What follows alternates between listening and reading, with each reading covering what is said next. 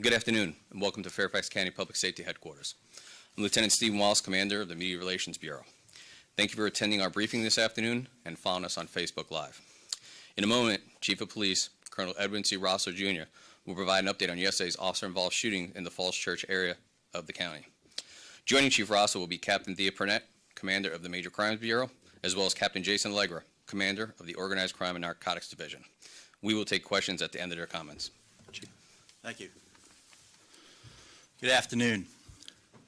The Fairfax County Police Department's Organized Crimes and Intelligence Bureau narcotics detectives developed probable cause that Mr. David Vo was distributing narcotics, and they obtained 2 felony arrest warrants for the distribution of marijuana. Mr. Vo also had an outstanding arrest warrant for a felony failure to appear for a probation violation in another jurisdiction. In addition to these warrants, the Narcotics Division detectives also obtained a search warrant for other narcotics in possession of Mr. Vo at his residence in the 7600 block of Lee Landon in the Falls Church area of Fairfax County.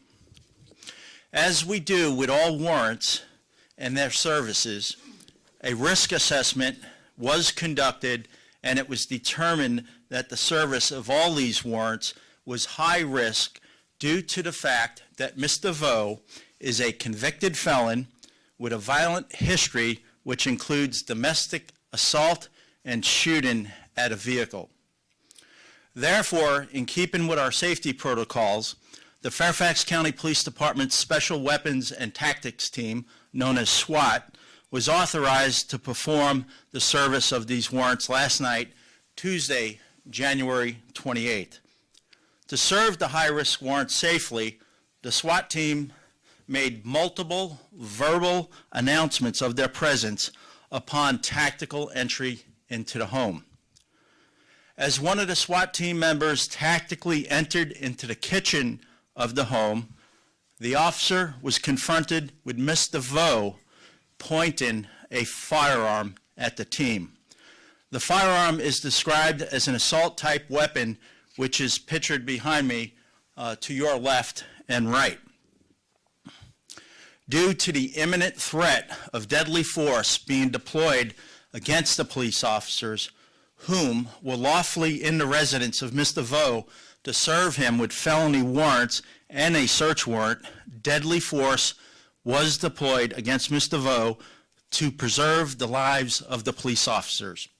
Mr. Vo was struck with 1 round from the firearm of the Fairfax County police officer, which neutralized his threat. Immediately, officers rendered aid and continued to secure the home. While Mr. Vo was armed with a firearm presenting a deadly threat to the police officers, 2 of his children, both under the age of 4, and his girlfriend were in the home. The children and girlfriend were not harmed in this event. After the home was secured by the SWAT team, multiple unsecured firearms were in plain view, and other narcotics were found in the home. Mr. Vo was treated for his injury at a local hospital and released. As I speak, he is now incarcerated at the Fairfax County Adult Detention Center. Additional charges are being placed on Mr. Vo for this matter, and you will hear about those shortly. As prescribed by policies of the Fairfax County Police Department, we are conducting 2 investigations. First, we are conducting a criminal investigation related to the officer-involved shooting. The second investigation is an administrative investigation which will review the use of force by the Fairfax County Police Department in this event. The officer who deployed deadly force is a 16-year veteran of the Fairfax County Police Department who was assigned to the Operations Support Bureau. Our officer heroically reverted to proportionate, legal, and necessary levels of use of force when faced with the imminent threat of deadly force by an armed and known violent felon. Our department's training and policies allowed for a positive outcome in this matter, as no lives were lost. Additionally, the actions of our officer eliminated further deadly threats to other police officers, 2 young children who are innocent toddlers, and another person in the home, and many community members who reside in the townhouse community. The results of the criminal investigation will be reviewed by the Office of the Commonwealth's Attorney for Fairfax County, and the Fairfax County Independent Police Auditor will review this matter when both investigations are completed. We are blessed that no human life was lost in this matter. Now I'm going to turn it over to the commanders to describe the details of this event, and then we'll take your questions. Captain? Thank you, Chief. Good afternoon. I'm Captain Thea Purnett of the Fairfax County Police Department's Major Crimes Bureau. My bureau is responsible for the criminal investigation surrounding the circumstances that led up to and involving the shooting last night involving our officer.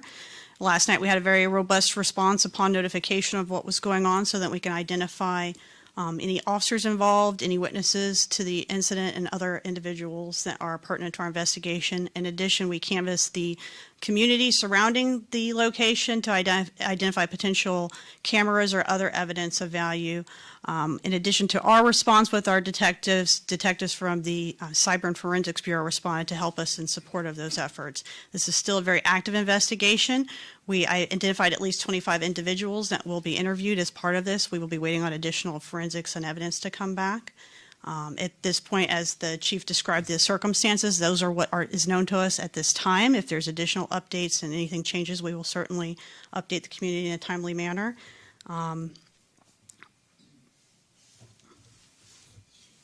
But prior to making any additional charges related to the actual shooting, we will be consulting with the Office of the Commonwealth Attorney's Office. Related to the additional investigation for other charges with the narcotics investigation, I'm going to turn it over to Captain Jay Allegra. Good afternoon. Captain Jason Allegra with the Fairfax County Police Department. I'm in charge of the Organized Crime and Narcotics Division. Our detectives were involved in the narcotics part of the investigation. At the scene, our detectives recovered 2 assault-style weapons, a pistol, and narcotics from inside of Mr. Vo's home. In addition to the underlying charges of felony distribution of marijuana and failed to appear that we were there for, Mr. Vo was also be charged with the following: possession of a firearm by a felon, distribution of marijuana while possessing a firearm, possession of a firearm with Schedule I or II drug, felony distribution of marijuana, ammunition possession by a felon, and drug possession Scheduled I or II. And our investigation will continue. Thank you. We'll now entertain questions. Chief, where was he shot? In the leg. In the leg? Yes. He was only shot once. 1 round struck Mr. Vo. Was your officer wearing a body-worn camera? Is there footage of this? We do not have body-worn cameras. Our program will be up and running in a 3-year phase-in effective May 1st. In your opinion, Chief, is this a justified shoot? In my professional opinion, this was proportionate, legal, and necessary to defend the lives of the officers as an assault weapon was pointed at the officers. And how would you characterize this suspect? Was he a member of a drug gang? Had he been under surveillance for a long time? Could you just give us some characterization of it? My characterization of him is what I said earlier. We knew who he was. We knew he was a violent felon, and he would create great harm to us. And that's why this was escalated to the service of the warrants by the Special Weapons and Tactics team, who are proficient at a higher level than all of us in the Fairfax County Police Department. And I'm proud that the proportionate, legal, and necessary deadly force was deployed to save human lives. It's not only the police officers. This is a townhouse complex. The assault weapon could penetrate walls, and there were 2 toddlers in there. And open access to firearms, and that's just unacceptable here. We knew we were going into a violent situation, but it was a positive outcome as no life was lost, and that's the facts. I was going to say, Chief, I know you said that this had a positive outcome, and you can't get into the mind of this guy, but he hears the police say, "We're coming in," and he aims a weapon at you guys. Is your sense that this guy was intending to get killed? That he knew he was going to be shot? And Well- luckily he wasn't killed? I can't speak for him, but I can speak for my officers, the way we train and have been training for years to de-escalate and/or escalate. This was a situation where we had to escalate because he's pointing an assault weapon at our police officers, and it's a split-second decision, and I support the pull of the trigger by my officer because I don't want to hindsight second guess here, but if we probably hesitated, I'd be dealing with a funeral right now from one of my officers. Was his weapon loaded? I'm not going to comment on anything right now till the forensics exams are done, as the captain mentioned. How many shots were fired at him? One round struck him. Right now, we're going through the process to understand how many rounds were actually fired by the Fairfax County Police Department. Were they aiming at his leg just to keep him alive, or were they trying to? Our training is to neutralize the threat that's posed to us. We don't intentionally aim at limbs. We train center mass to end the deadly threat, and in this case, one round struck him in the leg, which neutralized his threat. So he's lucky. He's blessed. Can I move on to one other thing not involving this? There was a tasing incident, I think last week, at Oakton High School where a ninth grader in a locker room apparently was tased by other students. First of all, are you aware of that incident? If so, what are you doing about it? I'd be happy to meet with you after this press conference, so I'm going to be specific right here, and I'll entertain that after this. Thanks. Well, thank you very much, and that concludes our press conference. Have a great day, and thank you for covering this.